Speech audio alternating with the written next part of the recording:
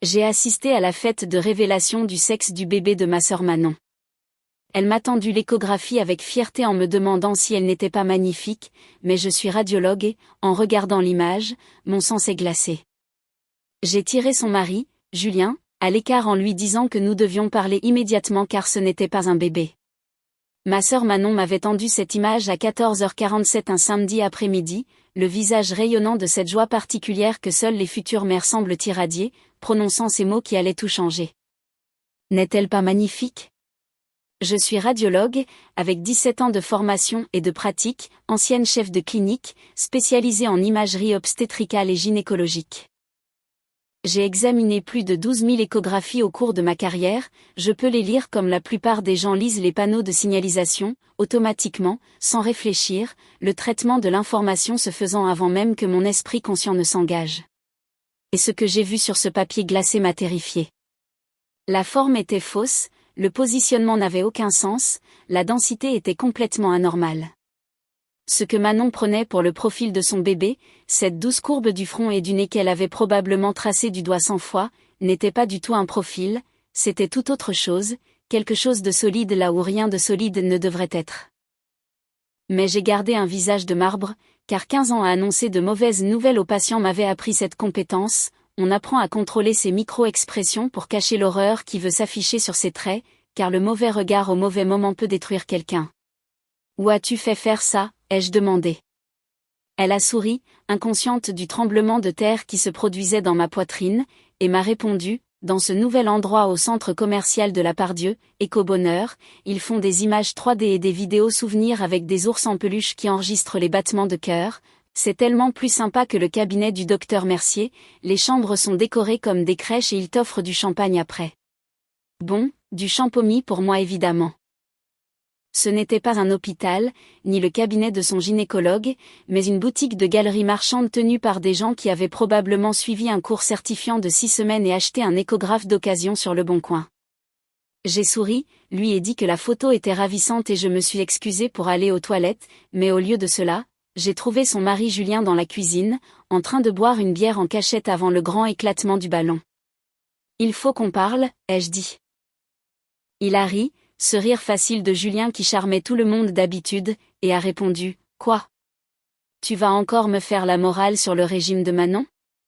Je sais, elle a mangé des sushis la semaine dernière, mais un seul maquis ne va pas. Je l'ai coupé, ce n'est pas un bébé sur cette échographie. » La bouteille de bière s'est figée à mi-chemin de sa bouche et son visage a fait cette chose que font les visages quand le cerveau reçoit une information qu'il ne peut pas traiter, un vide momentané comme l'écran bleu d'un ordinateur. Quoi ? J'ai attrapé son bras et l'ai tiré dans la buanderie en fermant la porte. Les sons étouffés de 50 invités excités filtraient à travers les murs, mais ici, c'était assez calme pour détruire un monde. La masse sur cette image est solide, ai-je dit en gardant ma voix basse et stable même si mon cœur battait à tout rompre, les bébés ne sont pas solides, ils sont principalement constitués de liquide amniotique, d'organes en développement, d'espace, mais ce qu'il y a sur ce scan est dense, uniforme, incorrect, c'est dans la mauvaise position, la mauvaise forme, la mauvaise densité, tout est faux. Julien s'est appuyé contre la machine à laver comme si ses jambes ne fonctionnaient plus, toute la couleur avait quitté son visage. Mais elle l'a senti donner des coups, elle le sent bouger depuis des semaines. J'ai expliqué que les grosses masses peuvent provoquer des sensations de mouvement, des changements de pression contre les organes, des déplacements intestinaux, cela ressemble à des coups de pied pour quelqu'un qui n'a jamais été enceinte auparavant, mais ce n'est pas le cas, c'est la masse qui change de position. Alors, qu'est-ce que tu dis ? Qu'est-ce que c'est ? A-t-il demandé. Je ne sais pas exactement, ça pourrait être un fibrome, ça pourrait être un kyste dermoïde, ça pourrait être. Je ne pouvais pas prononcer le mot, pas encore, pas avant de savoir. Je dis que Manon a besoin d'un vrai scanner de diagnostic dans un vrai hôpital avec un vrai équipement opéré par de vrais professionnels de la santé, ce soir, pas demain, ce soir. Les yeux de Julien se sont tournés vers la porte à travers laquelle nous pouvions entendre Manon rire de quelque chose, sa voix claire et heureuse. Elle va être dévastée, elle prépare ça depuis des mois, la chambre est déjà peinte. Elle va être en vie, ai-je dit, c'est ce qui compte, quoi qu'il y ait là-dedans, ça doit sortir, et plus tôt nous saurons à quoi nous avons affaire, meilleures seront ses chances. Il a hoché la tête lentement, assimilant l'information. Julien était un homme bien, un entrepreneur en bâtiment, pragmatique et orienté vers les solutions, je l'ai vu passer du choc au mode planification. Comment on fait? Elle n'acceptera jamais de quitter sa propre fête. On trouvera une solution, mais d'abord, nous devons la laisser avoir la révélation, elle mérite ce moment, même si... Je n'ai pas pu finir ma phrase. Même si c'est le dernier moment heureux qu'elle a pour un moment, a-t-il fini pour moi? Nous sommes retournés à la fête, le jardin de la maison de banlieue de Manon et Julien avait été transformé en un pays des merveilles roses et bleues, des serpentins pendaient de chaque surface, une table gémissait sous le poids des cupcakes décorés de points d'interrogation, des petits fours, un gâteau en forme de grenouillère. Un ballon noir géant flottait au centre du jardin, gonflé d'hélium et de secrets, attendant d'exploser en confettis rose ou bleu. 50 personnes s'agitaient avec des verres de crément et de l'excitation. Nos parents étaient là, maman pleurait déjà, papa faisait semblant de ne pas être ému. Les amis de fac de Manon, ses collègues de travail, les voisins, tout le vaste réseau de personnes qui l'aimaient s'étaient réunis pour célébrer ce nouveau chapitre de sa vie, un chapitre qui n'existait pas. La meilleure amie de Manon, Chloé, après 3 verres de vin, m'a attrapé le bras alors que je passais. C'est pas incroyable? Je savais que ça allait être une fille. J'ai dit à Manon que la façon dont elle portait bas et rond, c'est classique pour une fille. Je voulais crier, je voulais la saisir par les épaules et la secouer en disant « Ce n'est pas un ventre de grossesse, c'est une tumeur, arrête de parler de quelque chose que tu ne comprends pas. » Au lieu de cela, j'ai souri et dit « Les décorations sont magnifiques, non ?» J'ai aidé à tout choisir, le thème est sucre et épices parce que les filles sont faites de sucre et d'épices, tu sais ? Bien qu'honnêtement, Manon a été un peu cauchemardesque ces dernières semaines. Les hormones, je suppose, ou la masse appuyant sur ses organes, provoquant des troubles de l'humeur et de la fatigue et tous les symptômes qu'elle avait attribués à la grossesse. Manon est apparue à mon coude, vibrant pratiquement d'excitation. C'est l'heure, tout le monde est là, prépare ton téléphone pour les photos. J'ai sorti mon téléphone, ouvert l'appareil photo, essayé d'empêcher mes mains de trembler. Julien a croisé mon regard à travers le jardin, il ressemblait à un homme marchant vers sa propre exécution, essayant de sourire à travers la terreur. Manon et Julien ont pris position devant le ballon, elle portait une robe d'été blanche avec des fleurs roses et bleues, neutre jusqu'à ce qu'on sache, avait-elle dit en l'achetant, il était dans une chemise bleue qu'elle avait choisie pour lui. Ils avaient l'air parfaits, heureux, amoureux, tout était un mensonge. Manon a levé l'épingle surdimensionnée, se tournant pour faire face à ses invités. Ok tout le monde, prêt à découvrir si nous avons une petite princesse ou un petit prince? 3, a crié la foule. Je devrais arrêter ça. 2. Je devrais dire quelque chose. 1. Que Dieu me pardonne. Le ballon a éclaté, des confettis roses ont explosé partout, il a plu comme de la neige, s'accrochant aux cheveux et se posant sur les épaules, dérivant vers l'herbe en spirale douce. Tout le monde a crié, applaudi et acclamé. Manon a éclaté en sanglots, des larmes de joie, belles, dévastatrices, déchirantes. Elle a jeté ses bras autour de Julien et s'est accrochée comme s'il était la seule chose solide dans un monde devenu doux et merveilleux. Une fille, sanglotait-elle, nous allons avoir une fille. J'ai regardé les confettis roses se poser sur l'herbe et j'ai senti mon cœur se briser en 1000 morceaux. 2 heures plus tard, j'ai inventé mon excuse, urgence familiale à l'hôpital, ironique étant donné que la véritable urgence se tenait à 3 mètres de là, serrant sa mère dans ses bras et parlant des couleurs de la chambre. J'ai besoin que Julien me conduise, ai-je dit en levant mon verre de vin, j'ai trop bu pour conduire moi-même. Manon a fait la moue, celle qu'elle me faisait depuis que nous étions enfants quand j'avais quelque chose qu'elle voulait. Tu pars déjà? Mais on n'a même pas coupé le gâteau. Je sais, je suis désolée, je t'appellerai demain, promis. Elle m'a serré dans ses bras, son ventre pressant contre moi, pas un ventre de bébé je le savais maintenant, juste le gonflement de quelque chose de terrible grandissant en elle. Merci d'être venu, je sais que tu es occupé, ça signifie tellement que tu sois là. Je n'aurais manqué ça pour rien au monde.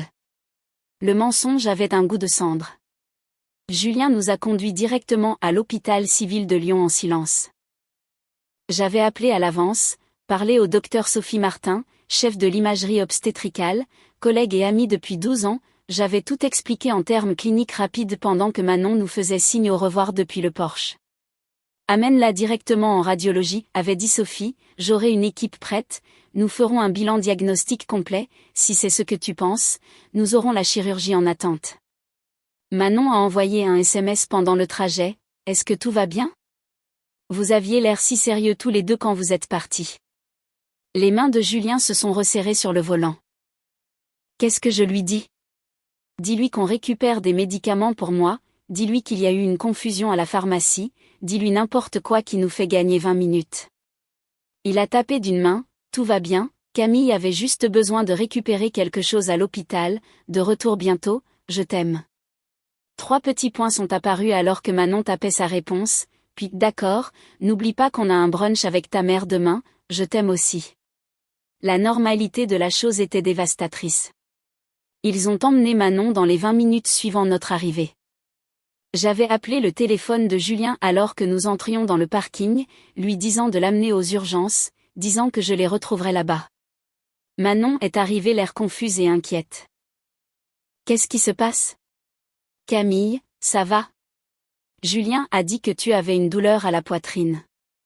Je n'avais pas dit ça, Julien avait paniqué et inventé quelque chose.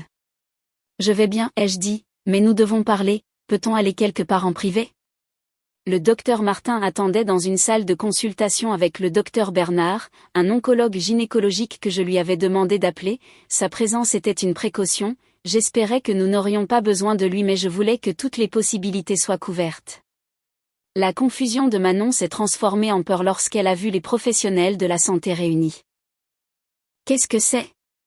Pourquoi y a-t-il des médecins ici? Manon, ai-je dit en lui prenant les mains, elles étaient froides et tremblantes, quelque chose ne va pas, j'ai besoin que tu me fasses confiance, j'ai besoin que tu les laisses faire une échographie, une vraie échographie avec un équipement approprié. Mais j'ai déjà fait. L'endroit où tu es allé n'est pas un établissement médical, ils ne sont pas agréés, ils n'ont pas de vraie formation, et l'image qu'ils t'ont donnée, ce n'est pas ce que tu penses. Son visage s'est effondré. Qu'est-ce que tu veux dire?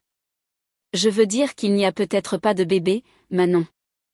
Je veux dire qu'il pourrait y avoir quelque chose d'autre et nous devons le savoir avec certitude tout de suite pour pouvoir t'aider. Julien pleurait silencieusement, les larmes coulant sur son visage alors qu'il se tenait derrière sa femme, les mains sur ses épaules. Manon m'a regardé, a regardé les médecins, son mari, puis moi à nouveau. Tu penses que je ne suis pas enceinte? Je pense que tu as besoin de le savoir avec certitude, avec un vrai équipement. S'il te plaît. Elle les a laissés l'emmener. Le docteur Martin a effectué le scan personnellement, 30 ans d'expérience guidant la sonde sur l'abdomen de Manon pendant que je regardais depuis l'embrasure de la porte. L'image est apparue sur l'écran. J'ai vu le visage du docteur Martin changer, j'ai vu la neutralité prudente glisser juste un instant avant qu'elle ne se reprenne, je l'ai vu s'excuser pour faire entrer le docteur Bernard. La masse avait la taille d'un melon charentais, solide, dense, indubitable, poussant sur son ovaire gauche comme une planète sombre. Pas un bébé, ça n'avait jamais été un bébé. Manon fixait l'écran, cherchant quelque chose qu'elle reconnaissait. Où est le rythme cardiaque? Pourquoi je n'entends pas le cœur? Quand je suis allée à Éco-Bonheur, ils m'ont fait entendre le cœur, c'était 142 battements par minute. Le docteur Bernard s'est avancé, sa voix douce comme celle de quelqu'un qui avait annoncé cette nouvelle 1000 fois. Manon, il n'y a pas de rythme cardiaque, ce qu'ils vous ont fait écouter était probablement un enregistrement ou peut-être le son du flux sanguin à travers une grande masse vasculaire. Vous n'êtes pas enceinte. Vous avez une grosse tumeur ovarienne qui doit être retirée dès que possible. La main de Manon est allée vers son ventre, vers la bosse à laquelle elle parlait depuis des mois, à laquelle elle lisait des histoires, jouait de la musique. Mais je l'ai senti bouger, je l'ai senti donner des coups. C'était la tumeur qui appuyait contre vos organes internes, a expliqué le docteur Bernard, en grandissant, elle a déplacé vos intestins, votre vessie, ce déplacement a créé des sensations qui ressemblaient à des mouvements fœtaux. Je suis tellement désolée. Elle m'a regardé, puis Julien, puis l'écran où son bébé aurait dû être mais n'était pas, tu savais, a-t-elle chuchoté, à la fête quand tu as regardé la photo, tu savais. J'ai hoché la tête, les larmes brûlant mes yeux. Je soupçonnais, je n'étais pas certaine jusqu'à maintenant. Pourquoi tu n'as rien dit? Pourquoi tu m'as laissé avoir la révélation? Laisser tout le monde célébrer? Parce que tu méritais ces dernières heures de bonheur, et parce que j'avais besoin d'être sûre, je ne pouvais pas détruire ton monde sur une intuition, j'avais besoin de savoir. Manon a saisi ma main, a serré si fort que j'ai cru qu'elle allait me briser les doigts. Ce n'est pas juste, a-t-elle sangloté, ce n'est pas juste, j'ai tout fait correctement, j'ai pris les vitamines prénatales, j'ai arrêté de boire du café, j'ai peint la chambre en jaune parce que cet endroit disait que le jaune était bon pour le développement du cerveau, j'ai tout fait correctement et il n'y a pas de bébé, il n'y a jamais eu de bébé. Je l'ai tenue pendant qu'elle pleurait, Julien nous tenait toutes les deux. Le docteur Martin a documenté tranquillement les résultats tandis que le docteur Bernard allait réserver le bloc opératoire. L'opération a été fixée au lendemain matin. Ils ont retiré une tumeur de la taille d'un petit melon de l'abdomen de ma sœur à 7h34 dimanche matin. Le docteur Camille Durand, chirurgienne oncologue, 18 ans d'expérience, aux mains stables comme la pierre, a effectué l'opération pendant que Julien et moi étions assis dans la salle d'attente à essayer de ne pas nous effondrer. Les résultats de la pathologie sont revenus mardi, bénin, un tératome kystique mature, communément appelé kyste dermoïde, contenant des tissus y compris des cheveux, des dents et de la matière sébacée. Grotesque, mais pas cancéreux, pas mortel. Maintenant qu'il était sorti, Manon se rétablirait complètement, son ovaire avait été sauvé, sa fertilité préservée, mais quelque chose d'autre avait disparu à jamais et aucune chirurgie ne pourrait le ramener. La première semaine a été la plus dure. Manon ne voulait pas manger, ne voulait pas parler, ne voulait pas quitter son lit sauf pour aller aux toilettes. Julien a pris des congés pour s'occuper d'elle pendant que je me coordonnais avec son équipe médicale. Sa psychologue, le docteur Agnès Faure, spécialisée dans le deuil périnatal et les traumatismes reproductifs, est venue à la maison 3 fois cette semaine-là. C'est un deuil, m'a-t-elle expliqué dans la cuisine pendant que Manon dormait à l'étage, un deuil réel et profond, elle pleure un enfant qui n'a jamais existé mais qui était complètement réel pour elle, le bébé avait un prénom, une chambre, un avenir, tout cela a disparu maintenant. Est-ce qu'elle ira bien? Éventuellement, avec du soutien, avec le temps, avec des soins appropriés, mais ce type de perte est compliqué car il n'y a pas de corps à enterrer, pas de funérailles à organiser, le monde ne reconnaît pas le deuil pour des grossesses qui n'étaient pas des grossesses, elle aura besoin de gens pour valider ce qu'elle ressent. Je suis restée avec eux pendant 2 semaines, dormant dans la chambre d'amis, préparant des repas que Manon touchait à peine, répondant aux appels téléphoniques de membres de la famille confus qui avaient été à la fête et ne comprenaient pas ce qui s'était passé. Mais elle était enceinte, répétait ma mère, nous avons vu l'échographie, nous avons entendu le cœur. Vous avez entendu ce qu'il voulait que vous entendiez, maman, ce n'était pas réel. Comment est-ce possible? Comment un endroit peut-il mentir comme ça? Cette question me hantait. Comment un endroit pouvait-il mentir comme ça? Comment quelqu'un pouvait-il prendre 40 € à une mère pleine d'espoir et lui tendre un fantasme déguisé en imagerie médicale? 3 semaines après l'opération de Manon, j'ai décidé de le découvrir. J'ai commencé par des recherches. Ecobonheur fonctionnait depuis 18 mois dans un local commercial entre un salon de manucure et un magasin de réparation de téléphone. Leur site web était brillant et professionnel, imagerie bébé 4D 5D, révélation du sexe à partir de 59 €, écoutez le cœur de votre bébé et emportez-le dans un ours en peluche. Aucune mention de qualification médicale nulle part, aucun médecin répertorié, aucune information sur la responsabilité civile, juste des photos de banques d'images de femmes enceintes souriantes et des promesses de souvenirs qui durent toute une vie. J'ai appelé l'agence régionale de santé, ARS, j'ai parlé à un inspecteur nommé Monsieur Delorme qui enquêtait sur les pratiques médicales illégales depuis 15 ans. Nous connaissons ces endroits, a-t-il dit quand j'ai expliqué la situation, ils surgissent constamment, ils s'appellent imagerie de divertissement ou échographie souvenir, ce qui techniquement ne nécessite pas de licence médicale, mais quand ils commencent à fournir des informations sur la santé fœtale, le sexe, le positionnement, cela bascule dans le diagnostic médical, ce qu'ils n'ont absolument pas le droit de faire. Pouvez-vous les fermer? Nous avons besoin de plaintes documentées, de preuves qu'ils font des allégations médicales, de témoignages de personnes qui ont été lésées. Je pouvais fournir tout cela, mais je voulais plus qu'une simple plainte, je voulais savoir combien d'autres familles Ecobonheur avaient trompé. Alors j'ai commencé à creuser. Les réseaux sociaux ont rendu les choses faciles, J'ai trouvé la page Facebook d'Éco-Bonheur, 4,8 étoiles, des centaines de critiques élogieuses, expérience incroyable, tellement mieux que le cabinet de mon médecin, vaut chaque centime pour voir le visage de mon bébé. Mais enterré parmi les louanges, il y avait d'autres commentaires, questions, préoccupations. Une femme nommée Mélissa, ils m'ont dit que j'avais un garçon à 16 semaines, mon médecin dit que c'est définitivement une fille, maintenant j'ai une chambre pleine de vêtements bleus. Une femme nommée Patricia, ils ont dit que mon bébé mesurait parfaitement, une semaine plus tard mon obstétricien a dit qu'il avait une grave malformation cardiaque qu'ils auraient dû voir.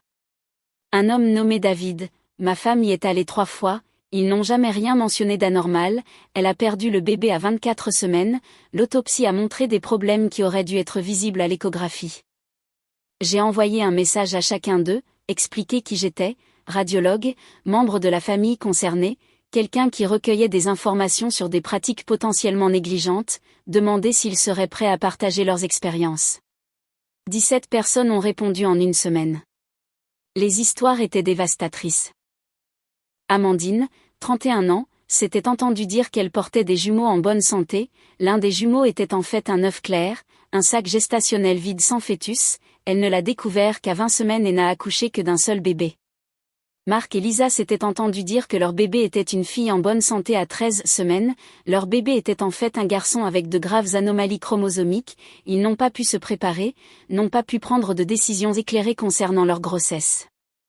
Jennifer, 28 ans, s'était entendu dire que tout semblait parfait, son bébé souffrait d'anencéphalie, une condition où le cerveau et le crâne ne se développent pas correctement, elle l'a découvert lors de son échographie morphologique à 22 semaines dans un véritable établissement médical. Si j'avais su plus tôt, m'a-t-elle dit au téléphone, la voix à vif, j'aurais pu interrompre la grossesse humainement, au lieu de cela je l'ai porté pendant encore 4 mois, sachant qu'il mourrait à la naissance. Et puis il y avait Sarah, 24 ans, première grossesse, Éco-Bonheur lui avait dit que tout allait bien, son médecin habituel avait confirmé la grossesse mais n'avait pas encore fait d'imagerie détaillée, elle n'était qu'à 11 semaines. Ce que personne n'avait vu, parce que personne avec une formation appropriée n'avait regardé, c'est que la grossesse de Sarah était extra-utérine, l'embryon s'était implanté dans sa trompe de Fallope au lieu de son utérus, sa trompe s'est rompue à 13 semaines, elle a failli mourir d'une hémorragie dans son appartement, une chirurgie d'urgence lui a sauvé la vie mais a pris sa trompe, sa fertilité était définitivement compromise. Ils auraient pu le voir, m'a dit le docteur Sophie Martin quand je lui ai montré la documentation que j'avais rassemblée, une grossesse extra-utérine est visible à l'échographie si vous savez ce que vous cherchez, mais ces gens ne savent pas ce qu'ils cherchent, ils sont formés pour trouver des angles mignons et des indices sur le sexe, pas la pathologie médicale. J'ai tout apporté à Monsieur Delorme à l'ARS, témoignages imprimés, dossiers médicaux des familles touchées qui avaient accepté de les partager, capture d'écran des supports marketing d'Éco-Bonheur faisant des allégations sur la vérification de la santé du bébé et la confirmation du développement normal. J'ai aussi emmené Valérie Dumont, une journaliste de France 3 Régions qui couvrait la fraude aux soins de santé depuis 11 ans et avait la réputation de faire tomber les opérateurs dangereux, et j'ai emmené mon avocate, Maître Laurent, spécialiste de la faute médicale, 23 ans d'expérience, qui avait déjà commencé à préparer des poursuites civiles au nom des familles touchées. C'est plus que suffisant, a dit Delorme après avoir tout examiné, nous pouvons émettre une mise en demeure immédiatement et référer l'enquête criminelle au procureur de la République. Je veux être là quand vous les fermerez, ai-je dit, je veux voir ça. Ce n'est pas la procédure standard. Ma sœur a failli mourir parce que ces gens lui ont tendu une photo d'une tumeur et lui ont dit que c'était un bébé, je veux voir ça. Il a regardé Valérie qui prenait déjà des notes, il a regardé Maître Laurent qui a hoché légèrement la tête, il m'a regardé à nouveau. D'accord, vendredi matin 8h, n'amenez pas de caméra tant que nous n'avons pas sécurisé les lieux. La propriétaire d'Éco-Bonheur était une femme nommée Sylvie Moreau, 53 ans, ancienne aide-soignante qui avait perdu sa licence 8 ans plus tôt pour falsification de dossiers patients. Elle avait acheté un échographe d'occasion sur Internet pour 4 700 € et louait le local commercial pour 1 200 € par mois. Ses coûts de démarrage totaux avaient été inférieurs à 10 000 €. En 18 mois d'activité, elle avait effectué plus de 2400 échographies à un prix moyen de 85 € chacune, c'était plus de 200 000 € de revenus en prétendant être une professionnelle de la santé. Quand nous sommes arrivés vendredi matin, moi, Valérie et son équipe de tournage attendant dehors comme promis, 2 inspecteurs de l'ARS et un gendarme en renfort, Sylvie s'installait pour la journée. Mur rose, ours en peluche sur les étagères, un mur de bébé couvert de photos de nourrissons souriants dont aucun n'aurait pu être photographié éthiquement par elle. « Puis-je vous aider ?» a-t-elle demandé, son sourire vacillant alors qu'elle prenait en compte les badges et les papiers officiels. Monsieur Delorme s'est avancé. Sylvie Moreau, je vous signifie une ordonnance de cessation d'activité immédiate de l'Agence régionale de santé, vous êtes également cité à comparaître par le bureau du procureur de la République. Cet établissement est fermé immédiatement en attendant l'enquête. Son visage est devenu pâle. C'est juste du divertissement, je ne pratique pas la médecine, je n'ai jamais prétendu.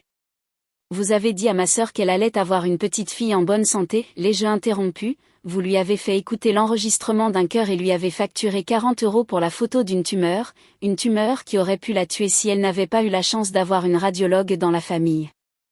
Les yeux de Sylvie ont darté entre nous. Je ne sais pas de quoi vous parlez, je n'ai jamais.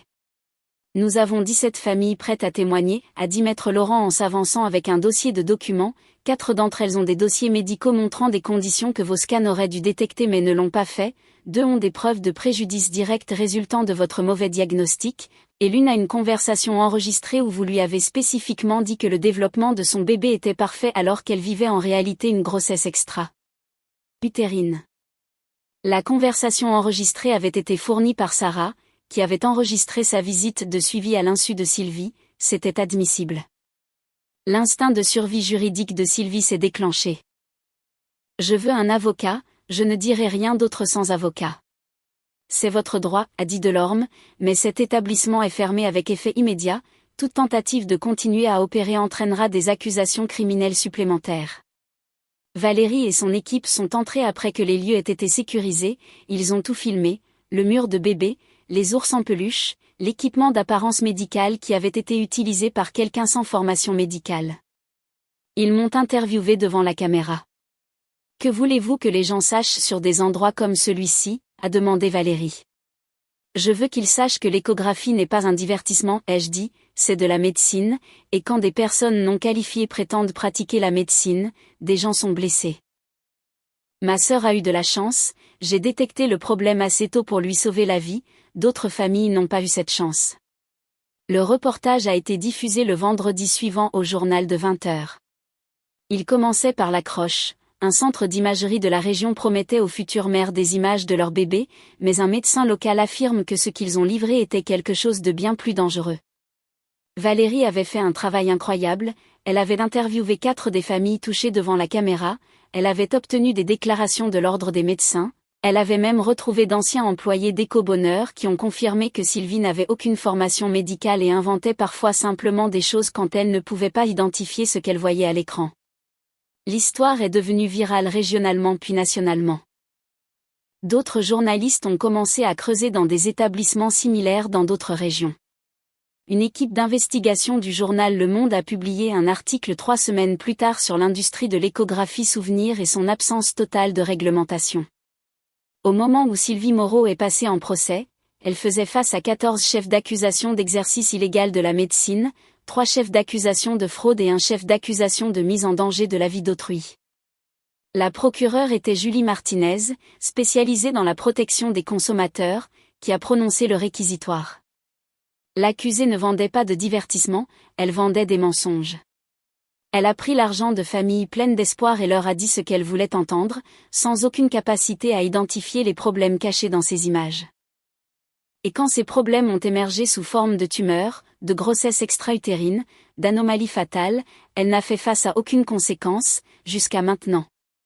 L'avocat de la défense de Sylvie a essayé d'argumenter qu'Éco-Bonheur n'était pas différent d'une séance de voyance ou de lecture des lignes de la main, un divertissement qu'aucune personne raisonnable ne considérerait comme un avis médical. Le jury n'y a pas cru. Ils ont délibéré pendant 4 heures et ont rendu des verdicts de culpabilité sur tous les chefs d'accusation. Sylvie Moreau a été condamnée à 4 ans de prison ferme, plus des dommages et intérêts aux familles touchées, plus une interdiction permanente d'exploiter toute entreprise liée à la santé. Manon a témoigné au procès. J'étais assise dans la galerie et j'ai regardé ma sœur se tenir devant la cour et décrire ce que cela faisait de croire que l'on portait un enfant, de planifier pour cet enfant, d'aimer cet enfant, et ensuite d'apprendre qu'il n'avait jamais existé. J'avais choisi des prénoms, a-t-elle dit, la voix stable malgré les larmes sur ses joues. J'avais une chambre peinte, j'avais des conversations avec mon ventre le soir avant de m'endormir, je disais à ce bébé tout ce que j'espérais pour elle, tout ce que je voulais lui donner, et puis j'ai découvert qu'elle n'était jamais réelle, que je n'avais fait le deuil de rien, que j'avais aimé rien. Elle a regardé directement Sylvie. Vous m'avez pris 40 € et m'avez donné un fantasme, et quand ce fantasme s'est effondré, j'ai dû reconstruire toute ma compréhension de la réalité. J'ai dû faire le deuil d'une fille qui n'a jamais existé tout en me remettant d'une opération pour enlever ce qui était réellement en moi. J'ai dû regarder mon mari pleurer pour un bébé qui n'allait jamais naître, tout ça parce que vous vouliez gagner de l'argent en prétendant être quelqu'un que vous n'êtes pas. La salle d'audience était silencieuse. Le pire, a continué Manon, c'est que je me suis blâmée au début, je pensais que j'aurais dû savoir, je pensais qu'une vraie mère aurait senti que quelque chose n'allait pas. Il a fallu des mois de thérapie pour comprendre que ce n'était pas moi qui avais échoué, c'était vous. Vous m'avez trahi et vous avez trahi chaque famille dans cette salle. Après son témoignage, Manon est passée devant Sylvie sans la regarder mais elle s'est arrêtée à mon siège dans la galerie. Merci, a-t-elle chuchoté, d'avoir vu ce que je ne pouvais pas voir, de m'avoir sauvé la vie, c'est à ça que servent les sœurs. 6 mois après le procès, j'ai reçu une invitation chez Manon et Julien, une autre fête, un autre jardin plein de gens. Mais cette fois, les décorations étaient différentes, pas de serpentin rose ou bleu, pas de ballon de révélation, juste des fleurs jaunes et blanches, des amis et de la famille, et une table avec un petit gâteau qui disait « Bienvenue à la maison ». Manon m'a accueillie à la porte, elle avait l'air en meilleure santé que je ne l'avais vue depuis un an, des couleurs aux joues, de la lumière dans les yeux. Nous avons une nouvelle, a-t-elle dit en m'entraînant à l'intérieur. Dans le salon, Julien tenait un tout petit paquet enveloppé dans une couverture jaune. Le paquet faisait de petits bruits, comme le font les nouveau-nés lorsqu'ils décident si le monde vaut la peine de s'y intéresser. C'est Léa, a dit Manon, la voix brisée, elle a 3 semaines, nous avons finalisé l'adoption hier. J'ai regardé le bébé, le visage de Manon rayonnant d'une vraie joie cette fois, Julien pleurant à nouveau mais des larmes de bonheur maintenant, authentiques. Vous ne m'avez pas dit que vous adoptiez.